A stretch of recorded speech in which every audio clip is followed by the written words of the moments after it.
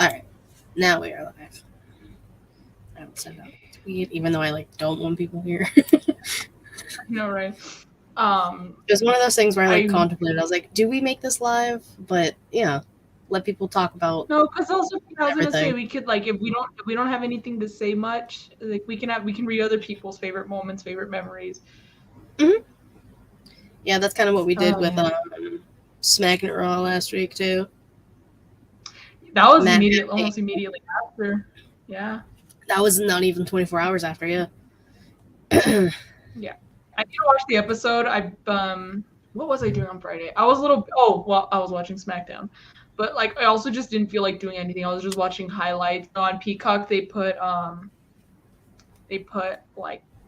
guess not a playlist. So I guess it is a playlist of the best Bray Wyatt moments. I watched his return at Extreme Rules 7 times. It's a 5-minute total length time of the return. But I was watching it, I was like, oh my god, it was so good.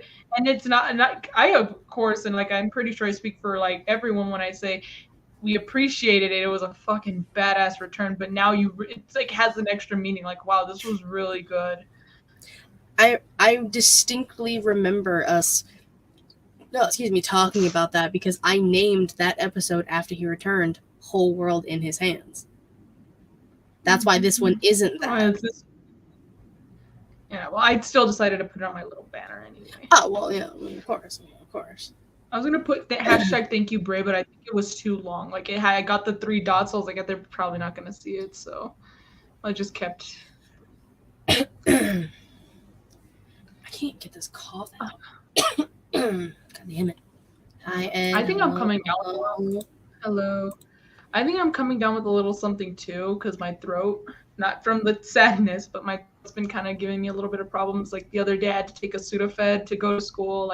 I wasn't going to miss anyway, but so I wasn't dying in class. I took a Sudafed. But at the gym, when I come home, oh my god. When was it? It was Friday. It was right after SmackDown because I've been trying to make it a habit to go to the gym no matter what time it is of the day. I had to make it, I just got to go. And I've been actually doing pretty well. And I've kind of, this first week of school, as tired as I am, I've still been good about making, going at some point. So, but on Friday, oh my god, after the SmackDown episode, I was driving home and I broke down. I was just like, oh my god, cause I had my music just on shuffle, and then of course it shuffled to Bray's theme because I have it on my phone. It was one of the first wrestling theme songs I got on iTunes, and oh my god, it made me think of the ending with the lantern. It made me think of the beginning, seeing everyone especially your favorite wrestlers in tears. Mm-hmm. It's hard to see your favorites in a sad place when they're the ones who make you happy, so it's if they're sad, then fuck, but it clearly just goes to show how much he meant to everyone. I'm I can't cry before we start recording. Savannah, it's okay. I gotta wait. I know, but I'm just I gotta at least hold it together until after we start. My dad. Oh, I'm gonna talk about all this, of course, when we actually start recording. But right now, completely off topic though. My iPad's right here in front of me because normally I have my little tray table, but my dad took it from me because he's doing his fantasy football draft tonight. I'm gonna be walking downstairs. It's fantasy football time.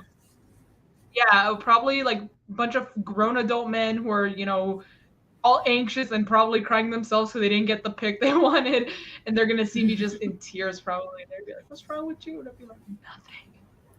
Oh, ain't Vince fancy? He's watching on his PS5. Oh, dang! That's pretty fucking cool, right? Oh, it's better than watching on TV.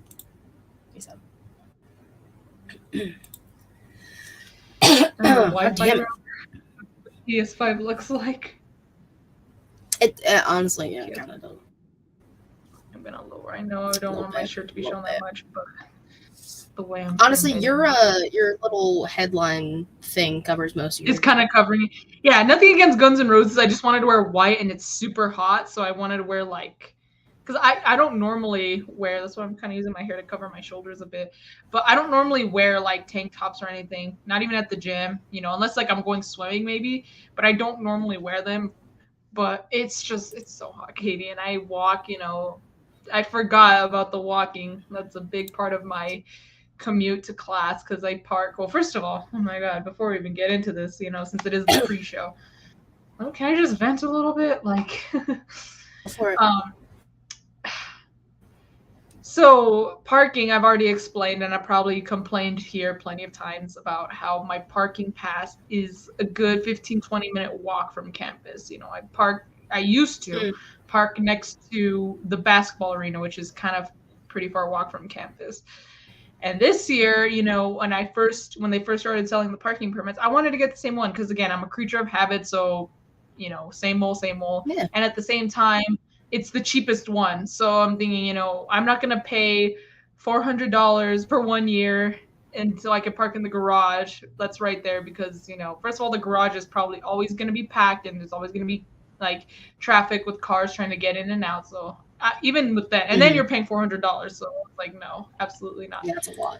But they send you a confirmation email saying like, look, you purchased it. And then they send you another one saying, okay, it's ready for you to pick up or it's going to be sent out to you. Normally I just do pick up because I'm already there on campus and you can print a temporary pass in the meantime.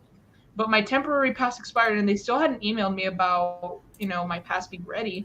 So I was thinking, what the hell? What's happening? So I go to them, and this was after I had a shit day on Wednesday, or no, yeah, I think it was yesterday, where I had to use a parking meter. Luckily, it was in the same parking lot, but I had to use the parking meter, and it was like $2, which isn't much, but when you go Monday through Thursday, and you pay $2 for 2 hours, and I have like 3 hours class, Tuesdays, Thursdays, I'm there for like 3 to 4 hours. It just wasn't feasible. It adds up. It wasn't going to work.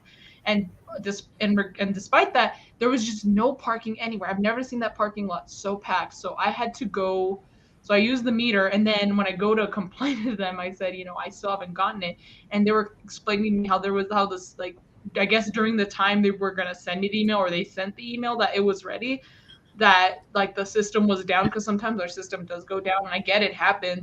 But basically I got screwed out of not getting a parking pass. I have no parking pass, and they refunded the money, thankfully. So I'm like, whatever, as long as I get my money back. But now I don't have a place to park. I don't have a parking pass. There's no more. If you go to the website to try and buy one, there's nothing available.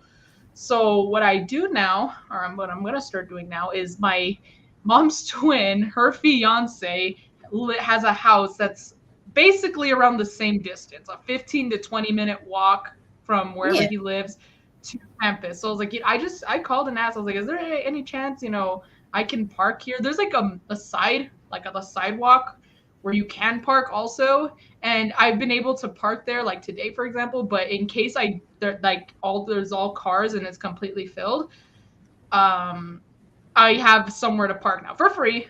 So I'm just like, great. But I was just, I was pretty pissed. I was like, really? Like, this is not what I want to happen. Of course it happens to me though. I mean, that is nice that like you do have like that. I'm lucky, if anything, because I was gonna say I cannot. If I don't know, I would either probably have to do the $2 every day, and again, there's only 3 parking meters, so those could easily be taken. But I don't know what I would have done because I live far. I live like a good 25-minute drive from campus, so imagine I can't walk it. So yeah, I'm just glad that I do have someone there. And they're, of course, being all nice. They're like, of course you can. There's a gate. So he's like, just got to text me when you're there so I can open the gate through my phone, and then let me know when you're like parked and out, and then I'll close the gate. I'm like, all right, cool. There you go. So if need be, I have a gated, I have such good parking. It's far, but I have a gate, my car's protected. There you go. All right. That's my little rant, but yeah, we can. Let's get into it. Sure. I don't have like any like fun intros or outros like planned. No, that would be very inappropriate. Yeah, that would just. No, I meant like, well, like so, Smack and Raw, they did like for the outro, they had like a Firefly Funhouse, him saying goodbye. I wasn't gonna do that because that would make me stop. So I was like, I'm not playing that game right now. No, it's fine. No, it's okay. I thought you meant like you're like doing the whole intro, me like being like whatever the Rhodes family, and I'm like I don't think we should do that. Like that just is not the time. Not the time. But no. All right, let's. Oh, hold on. I gotta mark what time this is because I gotta do this later.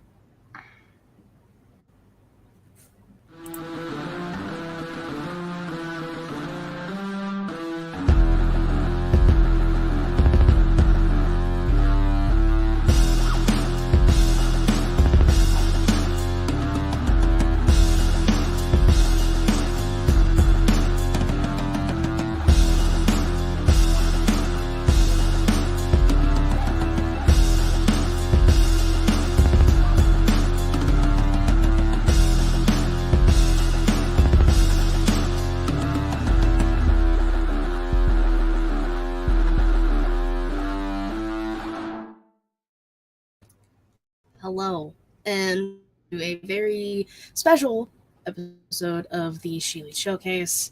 This is going to be a tribute episode to the life, career, and everything of the one and only Wyndham Rotunda, as the wrestling world knew him, Bray Wyatt. Um, so let's just dive right into it. Last week, literally a week ago, as we filmed this, today is August 31st. Bray passed, and that came as a shock to everybody. 36 years old. Nobody had any clue. Ironically, we filmed Wednesday night due to things I had going on because I wasn't going to be able to do Thursday. And Savannah and I were talking before we went live that if that would have happened, or we found out that information during the show, there would not have been a show last week in any capacity. Just point blank period. And I've gone on record many a time, saying I will never do another tribute episode. For those who are unaware, 2 years ago, I think at this point, I had to do the Brody Lee tribute episode on SmackDown, and it was right after they did the Brody Lee tribute episode. So it was like I had to sit through the episode of Dynamite, sob the entire time, and then go do a live podcast where I sobbed the entire time. I wasn't podcasting yet, but I was watching and completely in tears myself. Oh my god. Like, and I told Katie, I would always tell her, I don't envy you, and I would never want to, ever since starting Sheely Showcase, I told her I would never want to do this. But of course, here we are. She did give me the option in the event that I just like couldn't handle it because I'm a crybaby myself, and I know I'm gonna start crying at some point. But she was like, if you can't do it, or if you can't, like, if you don't want to, she of course said, like, you don't have to, you could take the week off. But I feel like, I want to show my respects personally, and if it means through tears, then I'll do it. This is one I couldn't miss, even if other shit came up, or if like family wanted to do something, I would straight up say like, no, like this is a commitment that I need to commit to, because I just don't again, I want to show my respects. So here I am already in tears, but it's okay. You're allowed. Yeah. I'm strongly holding it back right now. Don't worry, mine will flow too. I told Katie also before we started recording that this isn't even a silver lining, but part of me is like ever so slightly relieved that we did have a week to kind of like pull ourselves together, because there was many times throughout this past week where I just thought about it, it hit me, and I was just in tears. So honestly, this probably isn't as bad, or it isn't as bad as other moments when I was by myself, or like watching SmackDown, the SmackDown tribute show, the Raw tribute show. Well, Raw wasn't exactly the tribute show, but they did something for him. Yeah, they had the video package that they played on SmackDown, the video tribute that they did at the beginning of SmackDown. They played it at the beginning of Raw, or not at the beginning, during Raw and during NXT, and they released WWE released the it's 35-minute video Yeah, of. I watched it yesterday, and it was a mistake because I was crying the entire time. But it was beautiful to, especially Samantha Irwin at the end singing. I was like, see, now they didn't have to do that. I Like, know. I'm like, don't kick me while I'm already hurting. Come on now. But no, I was it like was beautiful. weeping tears, and it was I was gonna crazy. say it was beautiful, but geez, I was like, way to kick you while you're already down and on, like hurting, you know. Yeah, But it's been a week. It's been a rough week. Not just for us, obviously, but for people, not even wrestling fans, just people around the world, and it's a devastating loss. There has been too many devastating losses this year alone. I mean, Jay Briscoe was only what, a few months ago. January, I remember because Jay Lee went to the tribute show for Jay, and I That's right. think Yeah, it happened that Monday, that Tuesday, like that same week it happened, and then she went to Dynamite. yeah. So Like, it was it, and Jay was also young. Like, that's another thing. Like that, it's crazy how life goes so quickly, and you're not prepared. And but we're here to talk about and celebrate Bray. We're yes. whatever people would like to call him. Um, I mean, we've talked about it on the show many a time. Like, Vince said he hasn't been able to watch the video of the tribute set. He's been putting it off. I don't blame you. Prepare to cry. That's all I could say. Like you're not gonna get out of it tear free. You're gonna shed No. at least one tear. They did a really good job, and I give especially as a digital media production major, I give massive props and my flowers to the producers, the editors who made those video packages, and Mhm. they really moved me, and I'm pretty sure they moved everyone watching. Yeah, So and they were filmed. I think the majority of them were filmed that SmackDown. It's like yeah, not even 24 hours after he passed.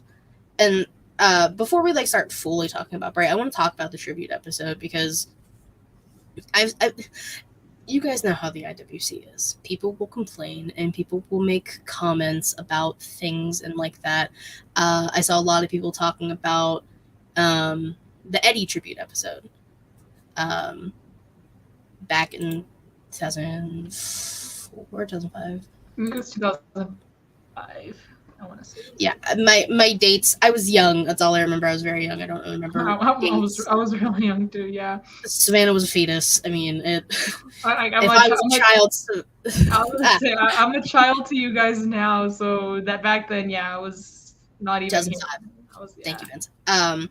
But I saw a lot of people comparing the two tribute shows. How everyone had the "I'm Your Poppy" shirts and the armbands and everything like that, but there was more time after Eddie passed to make that than Bray was 24 hours, not even.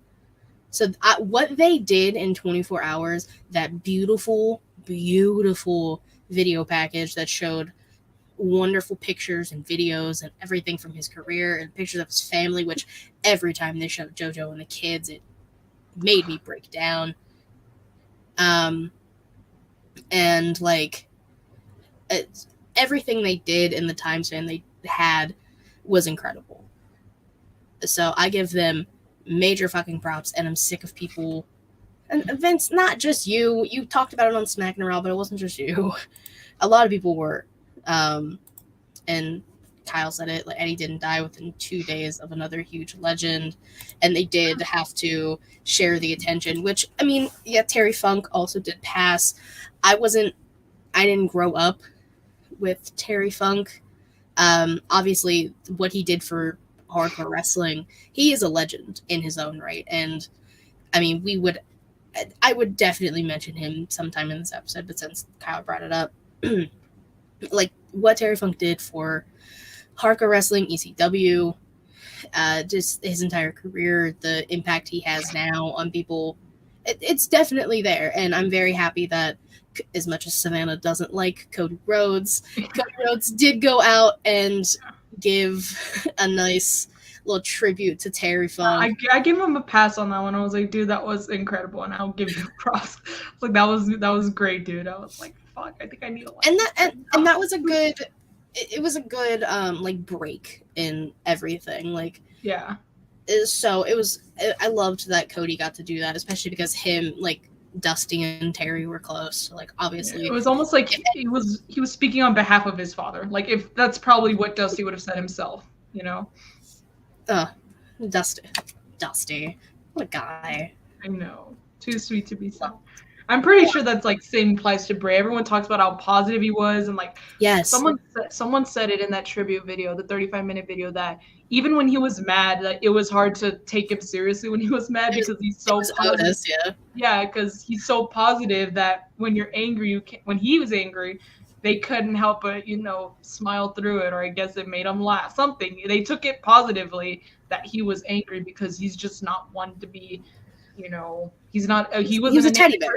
Yeah, exactly. That's what a lot of people refer to him as, and I believe it. I've seen, even before his passing, whether it was at the live events, people were talking about, oh, Bray Wyatt's the nicest person I've met, or he's super cool. Mm-hmm. Like again, years before his passing, I would see such positive, like, interactions from fans that I like on Twitter, on Instagram. I personally wish I could have had that moment myself. I'm pretty sure my dad could have had that moment because Bray Wyatt was one of his favorites in the WWE. He loved Bray Wyatt so much. Mm-hmm. And it's just crazy. Like, it still doesn't feel real. Like, it's still like, again, I really have to sit and think about it for me to like really get the feeling like shit, Yeah, and again, he was 9 years older than me, which is, that alone is a scary thought to think about. Like, this is completely off topic, but oh my God, we need to do a live stream tournament of wrestlers that Savannah dislikes, with wrestlers advancing in the tournament depending on who's more likely to win Savannah over. Obviously not right now, but in the near future. For a future episode, sure.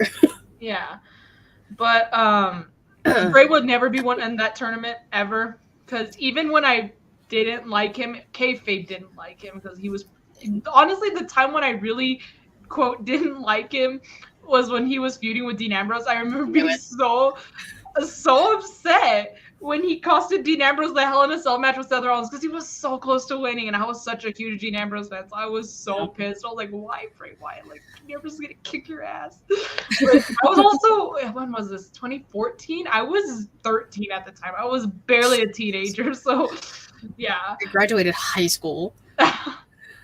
Yeah, anyways.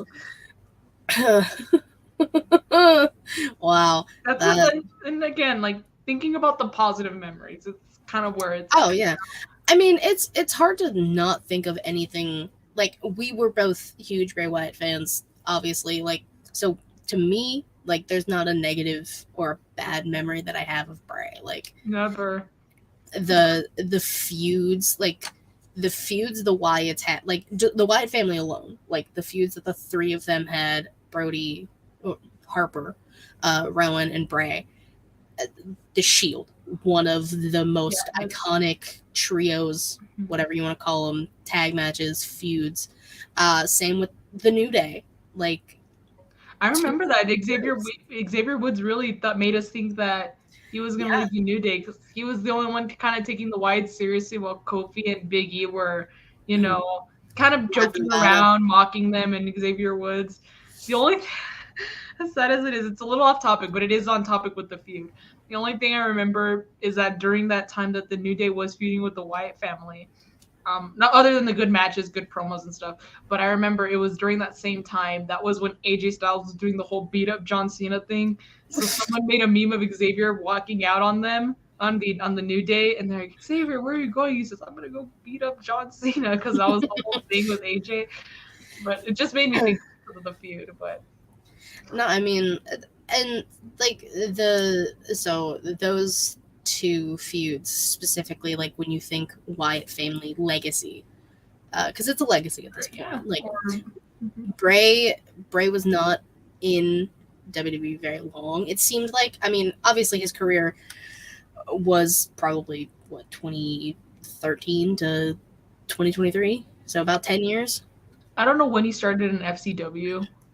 But if we're talking WWE specifically, then yes? Question mark? Question mark? I want to say 2013, 2014 is when the Wyatt family like kind of started in NXT before moving up. They had a match at WrestleMania 30, which was 2014, so it had to Okay. have been earlier. So maybe even 2012, but I'm not good with dates. So And then neither am I, as we have learned many a times on the show. But it's so like the legacy that the Wyatts, specifically Bray, are leaving behind. It's in a 10-year span. We'll say 10 years. In a 10-year span has been nothing short of incredible. We talked about the Shield feud. We talked about the New Day feud. But Bray's singles feuds. so many good ones. Randy Orton is the first one I think about off the top of my head because he had that match at WrestleMania 33. I think Randy did beat him for the title, but then there was the other feud with the Fiend, and that one was. I would say what you want, especially people are now gonna praise it. I'm pretty sure there was people complaining about it back then, but I personally liked it. I was maybe it's just because again I'm easily impressed with stuff like that. When things look kind of scary or when Bray's like I know people didn't like the whole red light stuff or with the neon at the his last match, his last singles match. That's when he had like the dark light. Yeah, the pitch black Mountain Dew match was Bray's last match. That was fucking cool, and I think that people were kind of shitting on it, but I thought it was first. Maybe it's because also I love makeup so much. I'm like, dude, that's fucking awesome. I would love to do that on my own face, but I thought it was so cool, and I'm pretty sure that was Bray's doing. Everyone talks about how he was a creative genius, which he was. Mm-hmm. So, I mean, the red light Hell in a Cell, infamous Hell in a Cell with Seth Rollins with the hammer, with the Harley Quinn hammer. Yes, with the Harley Quinn hammer. The pitch black Mountain Dew match. Or I think it was also was it WrestleMania where I think it was WrestleMania 37 when Alexa technically turned on him because she had like all the ink dripping from her, like all the black. Oh, with the what's it called? The Jack in the Box, yeah. Thank you. I thought that was cool too, and people were like, "Why are they breaking them up?" I'm like, "Dude, like you can get your questions answered later." I thought it was cool, Alexa like dripping everywhere, and like because maybe it was their way of getting the Fiend to lose the title without really hurting him because he was distracted. The one that was close to him is kind of like bleeding black shit everywhere, venom. Yeah. I don't know, like the black goo. Yeah, I mean that's another thing. I know we're jumping all over the place in this talking about it, but Twisted Bliss, like what the Fiend character, before we like dive into what the Fiend was, the Fiend and Bray, they had this power, I guess you could say, that would change people. Like Alexa became this version of Alexa. Daniel Bryan, when he faced Bray, started to become the All-American Dragon Jake Long, Bryan Danielson again, after he was in that weird planet champion phase. Oh. Even The Miz had a pretty good face run because of the Fiend.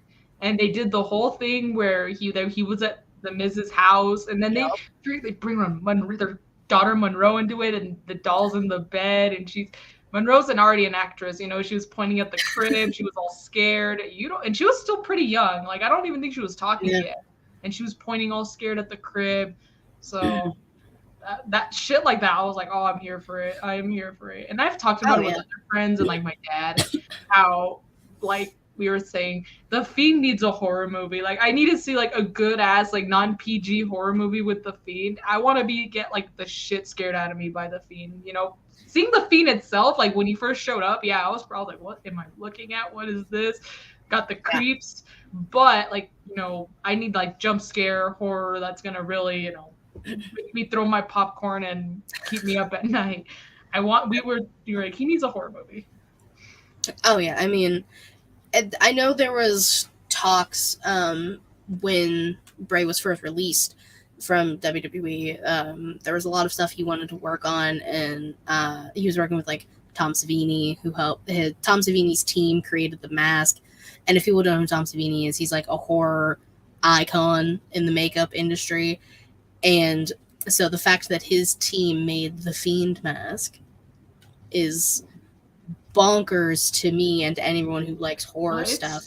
It's incredibly well crafted. You know, you've seen the little replicas they tried to sell. Of course, it's nothing close, but you know, and again, I was freaked out. Like that's another thing too. When the Fiend first debuted, I don't know when it was. I've been trying to find it on YouTube on Peacock. I don't know when it happened, but I just remember being so freaking freaked out. I was like, "What am I looking at here?" I want to say, now someone can fact check it. I'm going purely based off memory here. I want to say the Fiend debuted, I want to say on an episode of Raw against Finn Balor. Well, that was the first match he had. That was SummerSlam, no? That was at a SummerSlam. But I can't remember when the Fiend actually debuted. Again, we're terrible with dates. Time that blends together.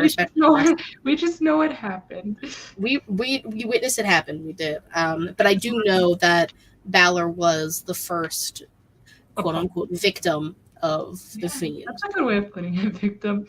But and it was a good. That's one of the matches I watched after SmackDown on SummerSlam. That match, the SummerSlam match. After SmackDown, I watched that match, and it was pretty good, you know. And I think it really helped kind of make the Fiend look dominant without it really being a squash match. Like there was definitely little squash tendencies there. Balor didn't get that much offense, but I feel like that's a great way to debut a very dominant character. Yes, and sorry, like the every time I think of the Fiend, I think of the meme of Seth Rollins like screaming in the corner on the by the turnbuckle. Do you know what I'm talking about? I think so, but I haven't seen it in a long time. I would have to try and find it and send it to you, but it's like one of the first things I think about because it was when Seth was feuding with Bray. And I'm gonna attempt to look for it. Well, just look up like I'm gonna look up Seth Rollins Fiend or whatever. It has to show up, especially if it went almost viral. Yeah, because like the lights were flickering. It was like I think it might have been an episode of Raw. But the Fiend was really good at that, like terrorizing his opponents. And and it like that's another thing to think about. Like we talked about the creativity of Bray. He could go from normal Bray Wyatt, Wyndham Rotunda that we got to see in the last promo that he got to do, to the Eater of Worlds, Bray Wyatt, leader of the Wyatt family, the Fiend, the Firefly Funhouse, which is still one of the hardest things to say quickly. All of them, like, and when he was doing, especially the Thunderdome era, really helped Bray. Oh yeah, especially with all the lights turning off and seeing all the screens go black. That was good. I think Bray really capitalized on the pandemic and the whole Thunderdome. Good on him for that. But it's because we brought up the Firefly Fun. I was like, oh my god, I remember. Sorry, Bray. I'm so sorry, Bray. But oh my god, my dad and I, at the first episode, we tore that shit to shreds. We were like, what is this bullshit that we're watching? Like WWE's taking 4 steps back with this. And then we kept watching the episode. Oh, and we're like, I get it now. You know, my dad and I started kind of theorizing. I'm gonna just spoiler. I'm gonna be bringing up my dad a lot. Like I said, he was a huge fan of Bray Wyatt, and he's the one I talked to about wrestling. So a lot of these memories come from him. But he started telling me, he's like, I think, before the Fiend was introduced, he's like, I wonder if like it's like almost like a bipolar thing, like, or a personality split, like he's this guy, but then he's gonna show up. He thought it was still gonna be Eater of Worlds Bray Wyatt. Little do we know there was the Fiend. But he was, saying, I think this is like a bipolar, like personality thing he's going through. He's gonna show up like on the Funhouse, being all silly, but then like he's gonna go back to the Eater of Worlds, and we're gonna be surprised. He was somewhat right. It just wasn't the Eater of Worlds, but yeah, I mean, and like I distinctly remember talking with you after Extreme Rules, the Wyatt 6. That could have been like all of the characters from the Firefly Funhouse. Still can't do it even after all these years. Like coming to life. We got to see Abby the Witch, who apparently through lore that I have been collecting, is different than Sister Abigail. Um, Yeah, or else she would have been Sister Abigail. she was a so like Huskus the pig boy was Husky Harris. So she Abby the witch was like a there's a word I'm trying to think of and it's not coming to me. It's going to bother me now. Um, I'm sorry, I can't help you there. I'm bad at words. a While you're thinking about it, I will say I remember because again I went back and watched that Extreme Rules return, back to back to back. It was just so good, and then of course I cried about it because of it. But um, watching it every single time, I was thinking, "Holy shit, that rabbit is fucking terrifying." The rabbit with his eyes all popped out, and they're like looking like different directions. yeah. I was like, "Oh," Um, and it just made me think like I need like of course, like gave me like the Fiend needs a horror movie. He gave me those vibes of course, but it also was like it made me think, oh my god, these would be perfect for like Halloween. Perfect way to scare children because unless you're a wrestling fan, you might not get it. But kids who are wrestling fans would probably be like, "This is so cool," and like would be so excited to see it, in person. But non-wrestling fan kids will probably run and scream, which, like, no offense, is kind of the goal. But I mean, kind of the goal, but like, I mean that rambling rabbit was fucking terrifying. and Um, it just made me think, oh my god, the people standing right in front of it. I would have probably started crying then. I'd be like, "Oh my god, what is this?" Oh yeah. Well, all of them, but mostly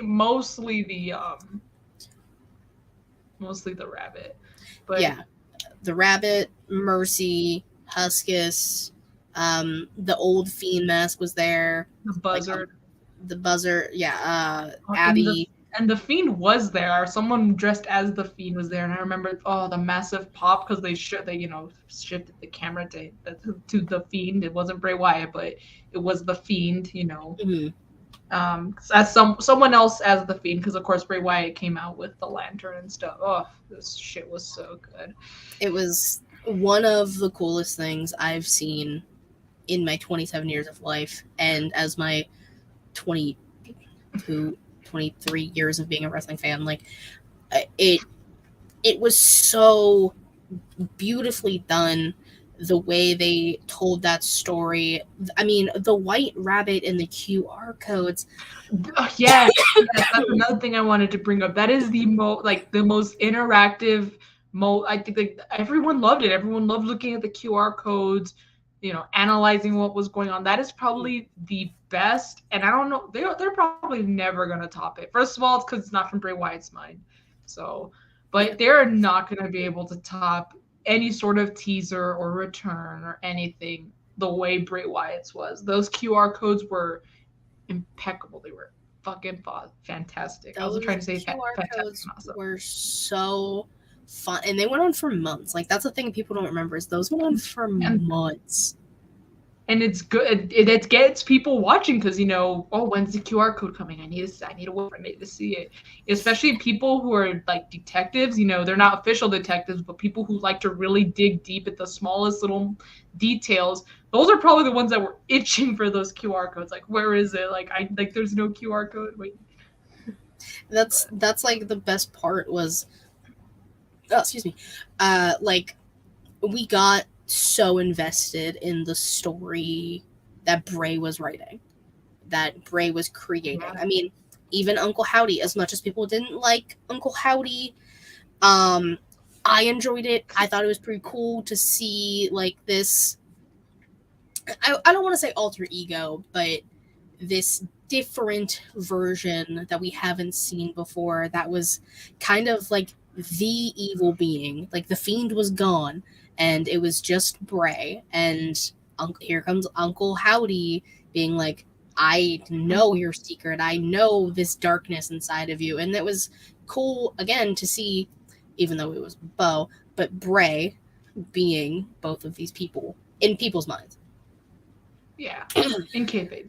But I will say also, it's just one of those things that unfortunately we're only gonna just live in wonder now what the direction was, because who knows, maybe they were planning something, maybe something that no one else could have thought of was gonna happen, and who knows how they would have done his return this time around, because he was supposed to return, he was so close to returning apparently.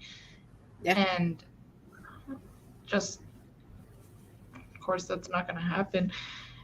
Just and then reading like what reports are saying. I didn't try to listen to the dirt sheets that much because I will say though, I do give props to Sean who does Fightful for getting permission before sharing information.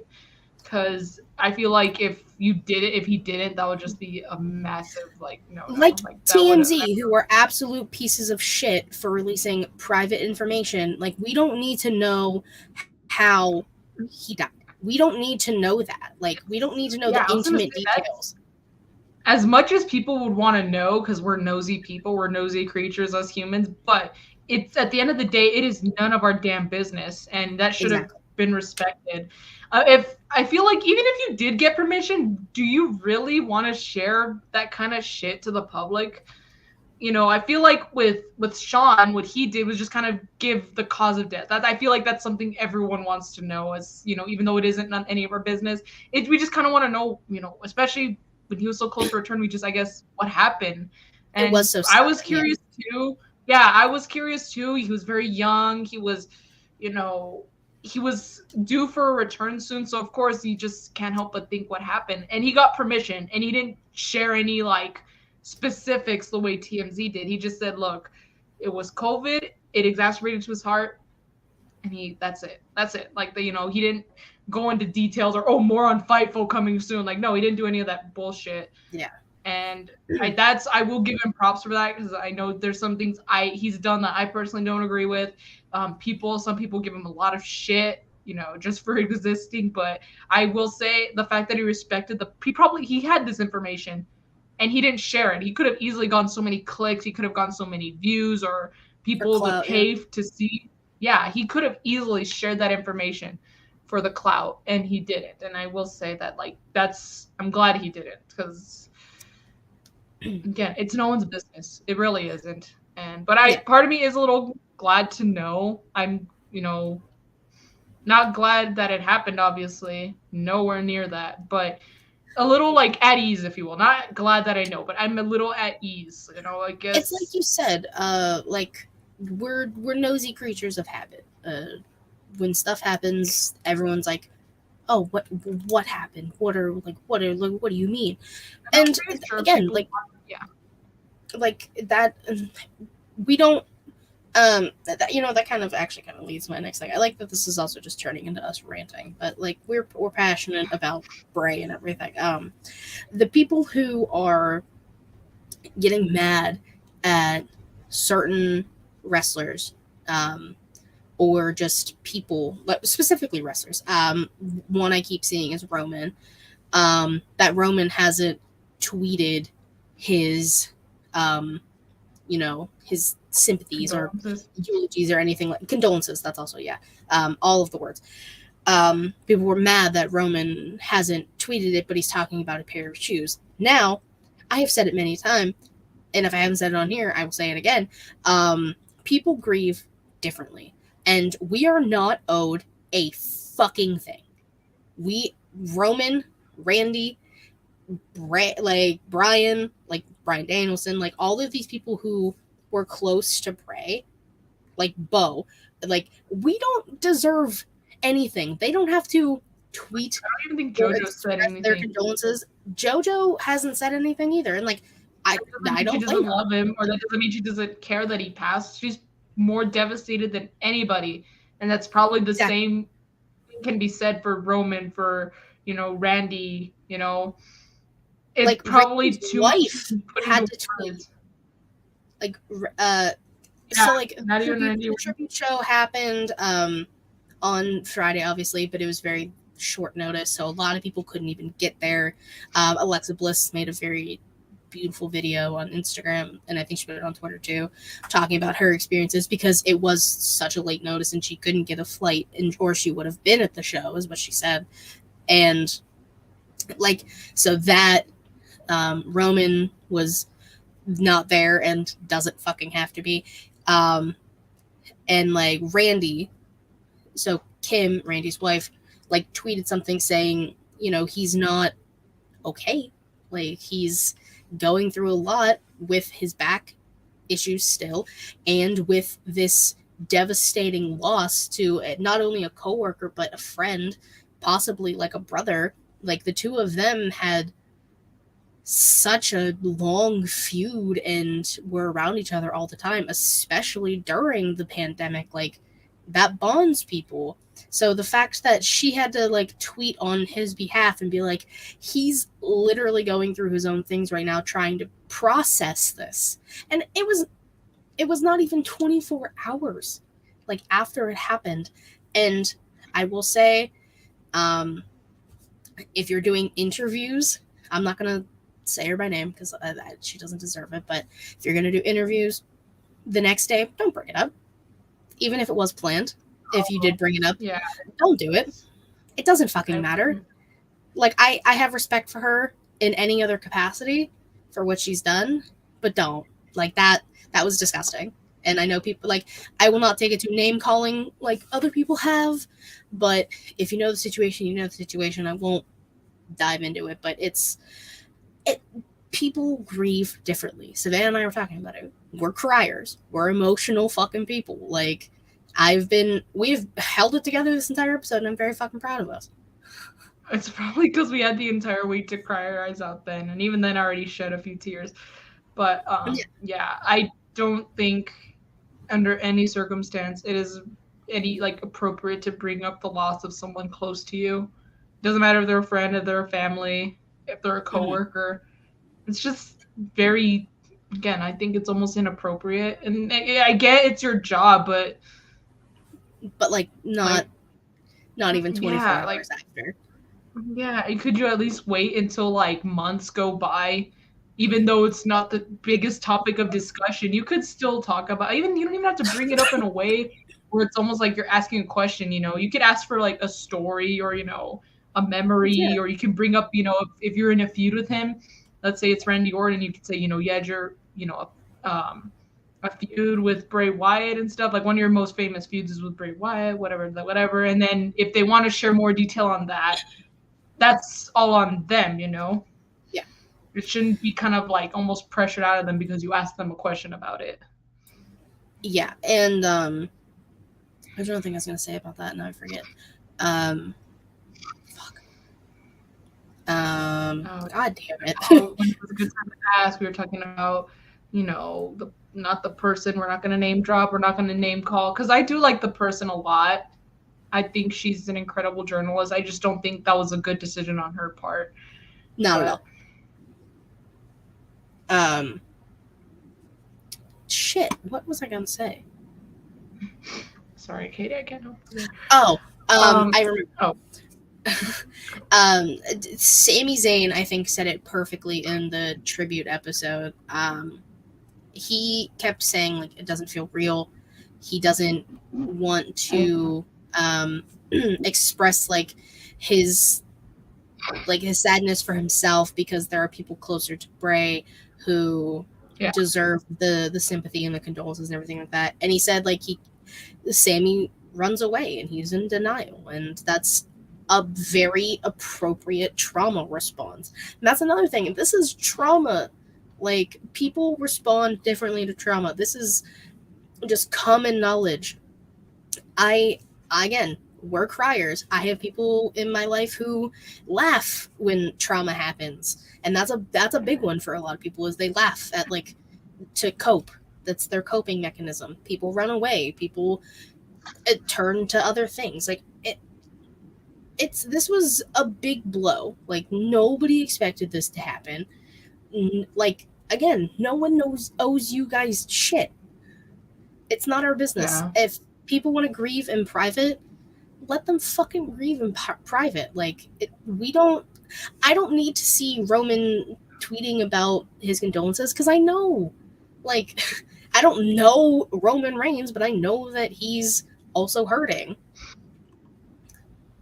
Probably doesn't even want to talk about it with people. Yeah, some people, that's another way of coping. You just don't want to talk. You don't want to say anything. You just don't want to do anything. That's another way of coping. And this is probably, also I'm pretty sure the last thing you want to do when you lose someone so close to you is go on social media, regardless if it's sharing your condolences or not. There's always that one idiot talking about, it doesn't even have to be about the situation. There's just that one idiot that's just gonna really ruin your mood even more just by Mhm. being on Twitter, unrelated situation, just, seeing, I'm pretty sure social media is not a good outlet for people coping. But if you want to obviously share condolences, that's obviously good. But don't shit on the people who don't want to share the condolences. They're there. They're just not public, and they don't owe that to the public. Exactly. But let's steer back away from the negativity that people bring. Um, let's talk about like Bray's feud with John Cena and the Firefly Funhouse cinematic match we got During the pandemic. during the pandemic at The WrestleMania. whole ruthless aggression. Like, honestly, I will say I have never been so confused after watching a match. I'm like, what is happening? Not that I thought it was bad. I was just thinking, what's going on? It was the closest thing It to a was John also Cena heel turn we'll ever get. that is true. um, it wasn't the same night, but it was the same WrestleMania as the Boneyard match, and I remember all being nervous for that because it was AJ. But I was, that was a cinematic match. But the Bray Wyatt one, I was like, what is happening? I was so confused. So I'm like, I'm not good at I, reading between the lines. I'm not good at analyzing unless I really have to. So it's like, Bray, that's put why this into that's why lane. there's people who do that for a living. They sit down and they I know, analyze right? that for us, so we don't have to. They find all the Easter Mhm. eggs that we can find. And Bray's matches, especially the cinematic ones, were chock full of Easter eggs and little hints towards other things. Even in the Funhouse too, like every Yeah, the Funhouse segment, they were always dropping little hints, little things. It time. was, and a lot of them probably still went over my head. I was like, oh, this is a good episode. I didn't think much of it. I'm like, oh, that's pretty funny. But little did I know what was going on. I mean, but that's okay. Like we I were was still along entertained. for the I was still ride. entertained. Again, biggest regret, even before the whole situation, is completely tearing it to shreds. I didn't give it a chance. That was, again, my dad and I were just, what is this? Right? WWE is killing Bray Wyatt. But then again, we came to our senses. We kept watching because You watched the God, I really just can't clear my throat right now. You got to watch the evolution of the like Mr. Rogers character and the puppets having their own personalities, like Ramblin' Rabbit. yeah. The best, or the best part of the show. or when was it? I think it was Abby the Witch, right? Or her name's Abby, right? Mhm. Okay, I was like, wait. She called Alexa a bitch on live TV. She called her a bitch. Yes. I was like, I was like, this is like, like the line. Is this allowed? Is this allowed? That was Oh me my when that god, is happened. that loud? Literally. Or when Alexa, I don't know what she served him. It was like tea or something. I don't remember the exact details, but she said that there was arsenic in it, and then someone's like, "Oh shit!" That was Bray Wyatt. He said, "Oh shit," and I was like, "What?" Again, is that allowed? Is this allowed? I I was like, mean, the Vince puppet saying that's such good shit. Like, "Oh my god, yes!" I was like table flip, a good table flip because of how freaking hilarious that was. Because it was literally like not that long ago when I think I want to say maybe I'd actually no, not even a year ago because it was in 2020. John Moxley had gone on to Jericho's podcast and talked about his experience with Vince and he was always saying that's such good shit. So the fact that they brought that had to have been Bray's idea. I don't think Vince would be on board with that kind of thing or would come up with that kind of thing. no, But no. Then, like we kept saying, like Bray was that a was good shit. creative genius. He was one of the most creative minds in wrestling. You could say ever. I will be one of the people who say ever. You could say in the last Ever. 2 decades, last 20 years, 100%. Like, hands down, easily. Yeah. I will say though, and this is very unfortunate because we're never gonna see it. Because even if everyone wanted, I'm pretty sure, was for him to have a nice, long, fruitful life and career. I feel like if even after his career, let's say he's done or whatever, whenever he retired, whatever the case may have been, he could have still easily worked for creative because he could have maybe come up with stuff for others or pass the torch to someone else who's trying to be like that, demonic, dark, character that Bray was. And it's just I always thought like he could be running creative if he wasn't a wrestler. If for some reason he couldn't wrestle or he just didn't want to anymore, he could always help out with other wrestlers, building them up with his creative mind, because it's a 1 in a million. I will say it's not often where you come across someone with Bray's creativeness. Yeah, I mean, the things he thought of and the way that he just kind of helped people around him. I mean, this version of LA Knight we probably wouldn't have gotten without the feud with Bray. And I don't, well, maybe, but I'm not sure if he would have been as over as he is now, without that little nudge from Bray Wyatt. Yeah, I mean, that's what people are saying is like the way he, like, Bray helped elevate people. Like, LA Knight was super over in NXT. When he got to the main roster, it kind of faltered. And then stuff with Bray and people, and now instead of the what chance, we get the Yaz. Like, it, for some people, like, so seeing that was awesome. And the fact, like, LA Knight and Finn Balor having the main event on NXT, SmackDown, too many shows. So, like, Bray's last opponent and The Fiend's first opponent having that match. I mean, the promo LA Knight cut before that and quoted Bray, and it's just everything about it, the tributes that people did. It's just, it's just crazy to think about. Yeah. That we're here a week later and it's still not real. It still doesn't feel real. And again, there's just moments, and it's like this for a lot. Like, it's like, for me at least, when it comes to loss, it's kind of like this for me, or like not even just loss, when something big changes and something, for example, I'm trying to think of a good example, something that we know we're never going to see again. Doesn't have to so much be someone's life, but, anything else in relation to that, like, this is a stupid ass example. I didn't deal with this the same way, but just the feeling of the way it hit is just similar. But for example, when Twitter changed to X and I had to update my phone and it's no longer the Bluebird, I didn't cry about it. Don't get me wrong. I don't care.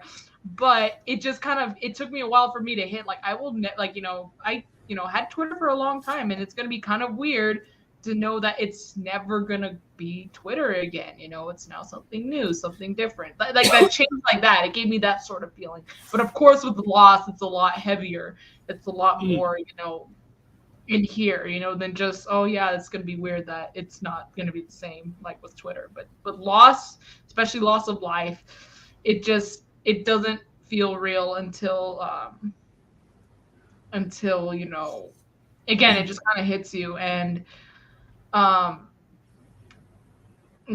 I'm not gonna elaborate more, but because then I probably won't cry. But yeah, it's just crazy, like, my dad, my sisters, and I, my two sisters who don't even watch wrestling, we all took a trip to Dallas for WrestleMania 32. Bray Wyatt didn't have a match, but he did show up. He confronted The Rock, and since at the time it was the biggest wrestling attended, crowd, it was so fucking awesome to be part of the Sea of Fireflies. It was so cool, just, even I go back and I watch that clip. I'm so glad I found it because it's not on YouTube. I had to go to Facebook actually to find it.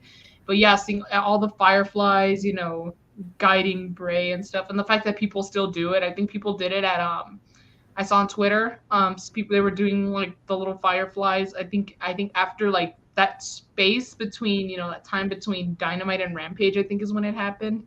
Okay. But yeah, it's just, and it's crazy because people do that, you know, for example, non-wrestling fans do that when they're listening to like a song. They're just At a like, you concert, know, yeah. yeah, you know, I'm pretty sure like all the Swifties did that during the Eras tour or whatever. Oh, yeah. But you know, for us wrestling fans, it's a lot different. You know, it's those are we're his fireflies, and now, you know, we're just, you know, we're still his fireflies, but we're just, you know, showing Mm. that we'll always be his fireflies guiding him, you know, just like hopefully he's going to guide us from above, where, especially when we need some creative outlet or some creative input, creative inspiration. Just think, try, because it's going to probably be impossible to think like Bray, but try to think like Bray if you need some creative, you know, you need to think creatively. Think outside of the box. Don't Yeah. think inside the lines. I mean, a Bray quote, it's also like why when you see the thumbnail when I put it up, when I put this up tomorrow, I put it in black and white and the writing is red because he said, and a quote, I can't remember when he said it, but I am the color red in a world of black and white. And that's Yeah. true. Like Because he that's what stands out. He stands out, but in a good way, a very exactly. good way. And Um, then I'm glad that's what people are going to remember him for. Of course, the people who are close to him are going to remember all the nice memories, but you know, we're going to remember him as like being one of the most, you know, creative and incredibly well different characters. entertaining. Yeah, in wrestling, you know, everyone, you know, I feel like at some point you didn't even have to like the guy or the wrestler, but you there had to have been at one point where you were impressed by his character at some point. You know, like that was pretty good when you did. Oh, I liked how this happened. You know. Yeah, I mean, like we said, like the Extreme Rules comeback, like Mhm. that was talked about for weeks after it happened, and it was again one of the coolest things I've got to see. Like, I remember sitting here watching it on my TV that is right back there, and just in awe. I'm pretty sure I like shed tears like when he came back because I was just like, no fucking way, like it actually happened, I and would. there was like, what we were hoping for, and just it was beautiful. Yeah, I had the whole thing freaking spoiled for me. I wasn't able to watch Extreme Rules live, and I don't know why. I think I've turned off, but before then, I for some reason had Triple H's Twitter notifications on, and so Triple H spoiled his return for me. So like he probably did some sort of he's back or whatever, and I was like, what? I was so upset that I got it spoiled because of course I watched Extreme Rules eventually. I think it was like a couple days after, but Mm-hmm. you know, it would have been, I would have freaked the hell out. I would have had that. I still thought it was great and I was in awe because I didn't get to see obviously the whole 5 minute thing. So of course I was genuinely like I had a genuine, you know, really shocked, surprise reaction, seeing all that. But I knew that it was Bray. Well, I guess everyone knew it was Bray. You saw the puppets, you saw the scene. But still, I was like, really, Triple H? I blame him, even though I'm the one who had his notification. I was gonna say, that's the thing we gotta talk about, Savannah. Why did you have Triple H's Twitter I notifications don't on? know. You know what? I think okay. So actually, because one time I think okay, I just this was honestly obviously it is my fault. I had them on in the first place, but the reason why I turned them on was because I remember we were out for Battleground or something, but it was when Seth Rollins, Dean Ambrose, and Roman Reigns fought in a triple threat for the WWE title.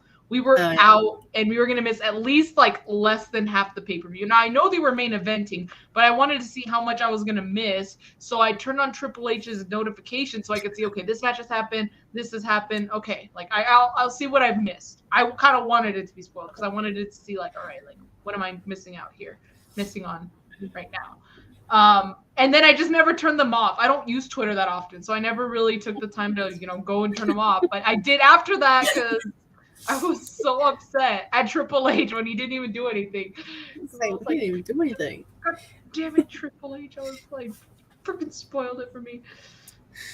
It's just that was the part I just needed clarification on. Like, why Triple H? Yeah. I mean, of all people, Paul Levesque. I mean, that's a choice. You want to know what's even weirder? And I think they're still on. Whose tweet notifications I have on still for some reason. And this is gonna sound pretty weird coming from me of all people. Not Cody Rhodes is not like CM Punk or anything. I was really For waiting some for reason, yours.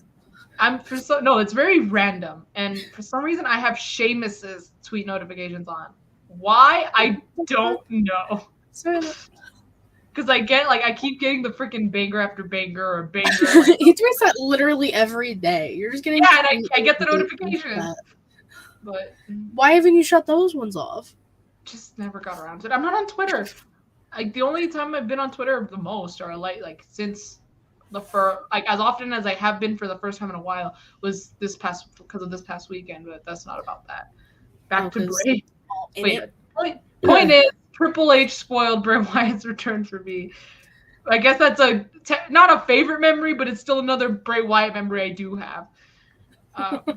Another one, it's actually kind of funny. It's kind of dumb also, but it's still a memory. Okay. One time, our power went out. I don't even know why. It just did, and it was night. And all we had for light, because I don't even think I had my first iPhone yet. I think I still had like the little flip phone, so there was no flashlight. And I think my dad still had like a BlackBerry. I don't think any of us had an iPhone. Jesus. We didn't have like some sort of flashlight. But you know what we did have? We had this little battery-operated lantern. So we were just recreating Bray Wyatt's entrance because why the fuck not? Like we played it on a speaker. We played his music on a speaker, and my dad would just walk around it was an apartment at the time, with just holding the lantern. And of course we were like, oh, we're here, and we would pretend to blow it out, but we actually just switched the light off because it was like an actual I missed that. I kind of missed that lantern because again, it gave us Bray Wyatt vibes. It's a fucking lantern. But yeah, dumb but memory about Bray Wyatt. I love that. I was still like a young teenager at the time, so clearly, if everyone in your house didn't have an iPhone. Well, my dad sucks at technology. Okay, my dad fucking sucks at it. Okay, number one. Number two, I don't know if my sister was there actually. If I'm being totally honest. I think she had I don't even think it was an iPhone. I think she had an Android, but still had a flashlight. But she wasn't here. I don't think she was there. And I was the middle child, but I didn't get my iPhone yet because I lost my flip phone on a trip. So my mom's, said, you're too irresponsible to get an iPhone. You're not getting one yet. When your phone, because when Verizon used to do free upgrades on phones when you had a phone plan with them, they don't do that anymore. Fuck you, Verizon. But she was like, you're too irresponsible to have an iPhone or to have like a smartphone. So you're getting the same flip phone, and until you can show me your ticket, take care of it, then you can have it. And I got mine. Actually, shit, I was this close to not being a Firefly at WrestleMania because I got it at the end of my 8th grade year, and then the end of my freshman year of high school is when we went to WrestleMania. So I was almost a year away from not being a Firefly, and I would have been big sad because who doesn't want to be a Firefly? I mean, Fireflies are forever. Bray Wyatt is forever. I mean, he absolutely is. God, sorry, this cough is not going away. It's just crazy to just think about also how also it just broke my heart seeing, and I'm also glad they brought him though, but seeing Rowan like in the center Braun Strowman, I was like, because and of course people on Twitter not helping. I don't mean like people being like pissing me off. I just mean people sharing. Twitter was actually not that bad of a place that day, but they were still hitting me in my feels because they were showing the picture of when Rowan was holding the sign for Brody, and it's just fuck, man, like him and Braun, man, they lost like half the Wyatt families are not only gone, but within 3 years, not even 3 years apart. 2 years. 2 years. Well, because this year will be 3 years when Brody's gone. So yeah, almost 3 years. Not even 3 years. So a little over 2 years. Yeah, me in the middle, 2.5. Yeah. 2.5, yeah, but it's just crazy, man. And like, things like this is what gets me, like the waterworks going for me. Like just thinking of all these things, thinking of JoJo, thinking of his friends, thinking of Rowan, thinking of Braun Strowman. And then I just thinking like, because I saw Amanda Huber, Brody's wife, talking about, how upset she was, how heartbroken they were. And I'm thinking, fuck, man, like, Brody Lee, or like -1 Brody Jr., however you want to, little Brody as they call him, that was I can only imagine he was like a second dad to him, and it's almost like he's losing almost like another male figure that could possibly have served as a father figure, especially after his dad's passing. Just thinking Mhm. about stuff like that, just oh, it just hurts. Like it makes it hurt like even more because Yeah. especially when there's kids involved. It's like no kid deserves to go through this. No kid deserves to lose their No. parent, especially a Mhm. parent who so clearly loved them so much. All everyone talked about was like how he was the best dad, he was the best friend, he was the best wrestler. Mhm. So it's stuff like that. It's just like again, just thinking about it and all that. That's when it kind of makes it hit, and then of course I just kind of boil over and start crying. But Yeah. Apparently Matt didn't get the notification that we went live. I'm it's sorry okay. You that can your watch phone on. doesn't like you, Matt. You can watch it afterwards. We actually haven't cried that much. No, not yet, but Yeah, no, I know. I'm like after we're done recording, probably because yeah. But like you brought up Brody Jr. I don't know like if this is actually true, but do you remember it was the Hell in a Cell with John Cena and there's a little kid singing he's got the whole world in his hands. yeah, don't Apparently that was Brody, baby Brody. really. That's what I was told. I didn't fact check it, but like it would No, make no, but sense. wow, I didn't even think. Again, The, we don't know if the it's time actual. frame sounds right because like the kid wasn't super old. No, he's. I don't even know how old he is now. He's what? uh Allison, you don't have to apologize, it's okay. Work is terrible, I Matt, are understand. you serious? Now's not the time, Matt. Okay, now's not the time to talk about shit like that. All right. This He's is just about. trying to make it, he's just trying to make it laugh. I know, and it's good. But God damn it. But we appreciate you guys being here regardless. yes, for sure. Is there anything else? I mean, we're like kind of slowly wrapping up here, but is Yeah. there anything else you want to talk about, or anything, any parting words Yeah. for Wyndham or Bray? Yeah. I don't think like there's so many like little memories. My dad like one time when SmackDown was on Thursdays but filmed on Tuesdays. Mm. Bray Wyatt had a match on SmackDown. And I think it was against Dean Ambrose. I don't remember exactly who it was against. But my dad's like, I'll bet you $1 that Bray wins. And I didn't know that SmackDown spoilers were posted online at the time.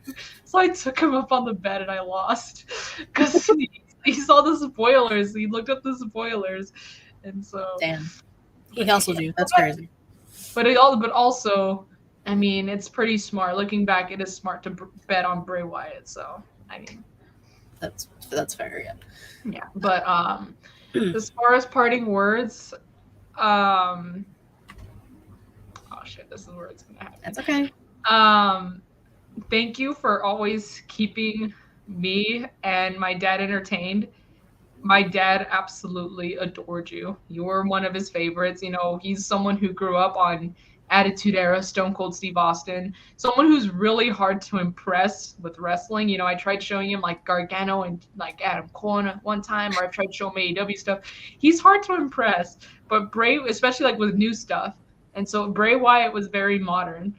Mm-hmm. And my dad fucking loved him. He was his favorite, I could say, like in the modern era. Like I would probably like Stone Cold was probably his favorite. I don't know about growing up, but like he definitely was like Stone Cold, Roddy Piper, Shawn Michaels, stuff like that. But modern era wrestling, like my era of wrestling, Bray Mm-hmm. Wyatt was his go-to. He loved Bray Wyatt so much.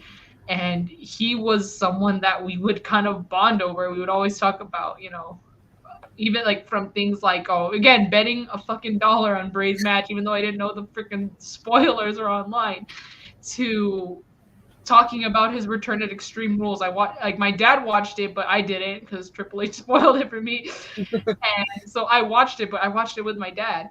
We had a WrestleMania moment together when we were both the Fireflies. I remember my phone was giving me storage issues, I had an iPhone at the time. I was finally on my iPhone. But I was like, I really wanted to record the fireflies. I really wanted to do that. It's like the first part, like for a few seconds, I would do like, wave my phone. But then when I tried to record, actually I was smart. I was gonna record with the flash so my phone could still be, I could still be a firefly. Yeah. And but my phone was giving me storage issues. I was out of storage, and I at the time iPhone would not let you take pictures or record with no storage. There was no cloud to back up on or whatever. So I was so upset. So I quickly asked my dad, I'm like, can I use your phone to record? And he straight up told me no, because he wanted to do the firefly thing. And I was like, well, here, you do it on my phone. Just use my flashlight. So I give him my phone so he could do it. And then I recorded on his phone. But I'm just thinking, like, I guess, like, that moment meant so much to him and to us that, like, he didn't want to give me his phone to record it. He was like, fuck that shit. I want to be a firefly. And we saw him like once or twice at the live events. It was unfortunately when he was feuding with Harper. So he was a heel, Harper was a face. We were chanting, well, it's not my dad, but I was, we were chanting for Harper, everyone else. But yeah, so just a few memories. I forgot these were also parting words, but thank you for that. That's all I could really say is thank you for being someone that my dad loved, someone that I personally loved. I really wish I could have had the opportunity to not only see you on pay-per-view live, not just a live event. And it doesn't seem like Raw or SmackDown's coming to El Paso anytime soon. So I'm glad I at least got to see you on pay-per-view once. I wish I could have seen you do a match on pay-per-view, but I'll take what I can get, especially now knowing that you're no longer with us. But I know that, you were so loved by fans, by family, by friends, and your legacy will live on forever. There's no doubt about it. I always kind of tell myself, I've kind of come to accept. I always, when we talk about my sisters, being really smart, they're nurses and stuff. One of my sisters is really good at math. I'm not, but I always say I'm not smart. I'm creative. And part of what really kind of got me to accept that and really kind of almost embrace it was Bray's creativity, because the things that he would can't come up with, the things that he would produce basically through his character, that's all creativity. That's not academic bullshit. That is creativity at its finest. And he really showed me that it's okay to be more creative than smart. I'm the creative one. I do this. I made our logo. I do my makeup. I do my nails. But I'm not as academically smart as my sisters. But he's the one who kind of showed me that it's okay, because you can be creative and you can still be damn well recognized for it. And he's really someone who kind of taught me that. And I kind of, by seeing his work, I was able to kind of accept that and almost be proud of it, because I'm not like, a lot of my family's very smart, but I don't consider myself that. I consider myself creative. And he's the one who taught me that it's okay. It's okay to be creative. That doesn't make you any less than anyone else. That doesn't make you, it makes you different, but a good different. It makes you the red and, in the out of the black and white, kind of like how he referred to himself. So I really just, say thank you for all that. Thank you for showing me that it's okay to be the more creative one. And I really, hope that, well, not hope, but I'm glad that you're not suffering anymore through whatever it was you were going through. I'm glad that you're at peace. I'm glad you're in a better place. And I'm glad that, you had so many people who will always remember you and who will always love you. And now, including myself. And I just want you to know that, you will never be forgotten, not just by me, but by everyone in the rest of, even outside of wrestling, that the soccer stadium or whatever, the football stadium, I forgot where exactly it was, but they paid tribute to him. It just goes to show how much impact he's made, not just on wrestling, but in the world. And it takes a very special someone to do that. And that was Bray. So I just want to say you will be missed, but thank you for all the memories that you were still able to provide us, and for some of the best wrestling moments that any of us fans could ever ask for. And I'm a mess, but you can go now, Katie.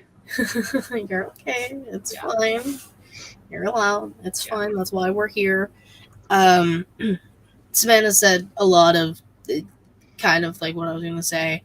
Um, Bray was one of the most creative people in wrestling in general. His presence, I'm trying to do it without like fully sobbing. Yeah. His presence will be missed It's not easy. easily. Um, it's it's a shitty world we live in, and it sucks that Bray's not here anymore. Fuck. It's okay. It's just like you told me. It's okay. It's all right, Katie.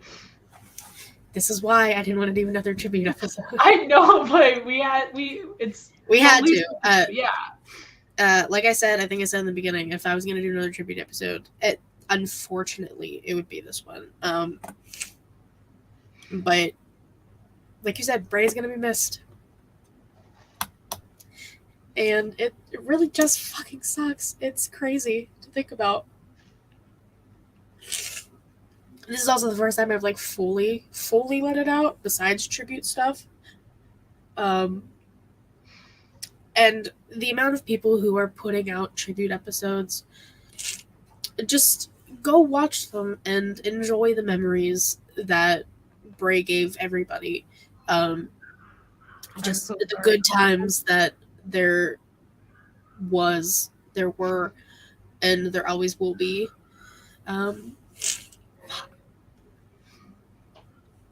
Bray Wyatt is forever. Like he has said, it is true. It is fact. And yeah, shit, we'll miss you. Cause fuck. I will say though, it's only okay that it hurts. It's okay that it hurts because it just goes to show what a great person he was. If he was a shitty person, we wouldn't care. We couldn't have cared less, or we wouldn't have been this upset. We probably wouldn't even have been upset if he was a shitty person, but he wasn't. So the fact that it is impacting us and so many others this much, it just goes to show how amazing he was. And I think that's something like a good positive thing to think about. He was a good person. Yeah. And the fact that he's making us cry like babies. He's making us cry like babies. It just goes to show how incredible he was. And I'm pretty sure he does know that, but he's like probably thinking like, nah. He's probably super humble and down to earth about it, but he knows. He knows he's good people. He was one of the coolest people. I never got the chance to meet him, and that would have been amazing to meet him and just talk to him. But the people who did get to cherish those memories, like your WrestleMania memory, you get to cherish that and hold on to that forever. And anyone who just got to experience Bray Wyatt, he's in our hearts, like creativity, just lovingness, everything about it. Yeah, Bray Wyatt's just, it really just, again, doesn't feel real that he's gone. And it's gonna hit at the most random times for me. I'll probably be in class and I'm just gonna start tearing up and have to pull it together. That's just how it is for me. That the same thing happened with Brody, the same thing happened with Jay Briscoe, the same thing happened with Roddy Piper. Like it just randomly hits, it just randomly just punches you in the face, and then you just or just when you're just kind of feeling down. Sometimes that's just when it like your mind's just thinking, this is a good time to remind them of this. It's fucked up as it is, but unfortunately that's how my mind works. But I feel like we can just end it on that. Sure. Next week will be a normal episode, I promise. Yeah, much to talk about there too, but yeah, next week we'll have to talk about, the Brawl-in. I didn't know if you wanted to drop it, but yeah. Oh, no, it's okay. I mean, this episode has been happiness, tears, sad conversations. Yeah, but I'll save my obviously thoughts saved are for my thoughts on that saved for the next episode. I'm glad we did this. I'm not glad I cried, but I'm glad we did it because again, I just feel like a way to show my respects, and I feel like I probably wouldn't have been able to say everything I said through text or whatever just by just posting it on a story, nothing like that. So that's one of the reasons why I wanted to do it, even though I told Katie like I'm gonna cry, and I did, but it's okay. It's okay. And I told her it was perfectly fine because I was too, and I did.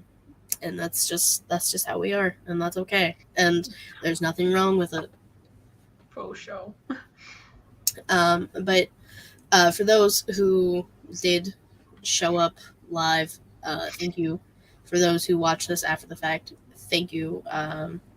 Feel free to leave your own Bray memories, your Wyndham memories, in the comments on the video, on the YouTube, and everything. I'm not even going to plug anything really. It just doesn't feel right. Like I said, this was still like a normal-ish episode, but next week will 100% be a normal episode. We promise. Thursday we will be here, and who knows what fucking crazy things will happen in a week again. Yeah, Hopefully nothing bad. I was telling Katie, before we even went live on Twitch, that you would have thought we missed a month with all the shit that went down this weekend or this past week. So I hope this week gives us a little break because come on now, we've all had a really rough wrestling week.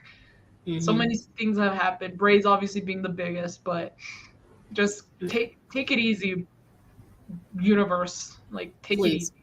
Yeah. Allison does say we'll end it on this. She has a little funny if we want to laugh, at least something to make us smile. Allison, please let us know the funny that you have because I'm kind of curious. Yeah. And then we can end it on a positive note. Yeah.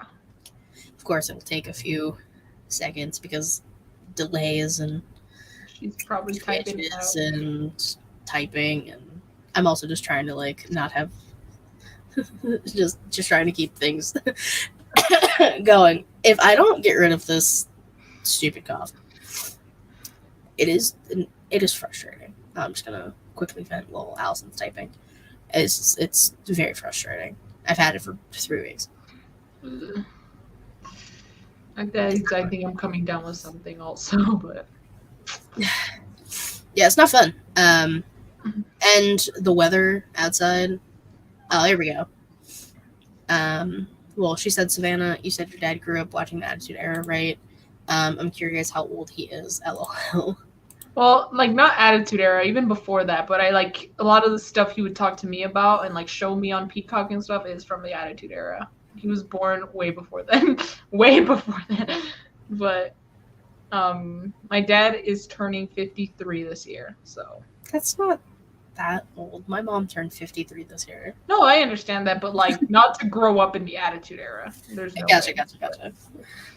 But like that's why I was like, it's not that old. He was like in his 20s during like late 20s maybe, early 30s. Because Attitude Era would have been what, 90s? We're bad with yeah. Yeah, so that's the 20s sounds about right. So I guess that's not really growing up, but I mean that's functioning as a adult kind of. I don't know. I'm just curious what she wants to say, and then we can. Okay, well, not as funny with the timeline. I thought you were. Oh, it's okay. It's okay. He's the same age as Jericho, and if you know how I am with Jericho, that just makes it weird. But yeah, okay. I'm just saying. Yeah, he's the same age as Chris Jericho. Chris Jericho's like a month older. Yeah. Allison, it's okay. You are funny to us. That's okay. You are funny. We can laugh at your funny fail. And on Allison's funny fail note, we will leave you guys, and we will see you next week. Until next time, bye-bye.